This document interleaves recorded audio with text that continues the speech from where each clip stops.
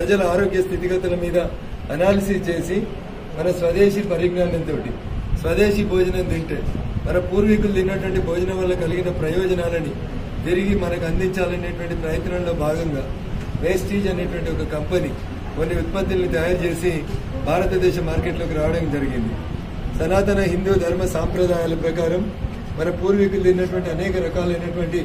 ఆహార పదార్థాలని, శరీరంలో ఇమ్యూనిటీ పెంచేటువంటి పదార్థాలని, ముఖ్యంగా కరోనా లాంటి ప్రస్తుత క్లిష్ట పరిస్థితులలో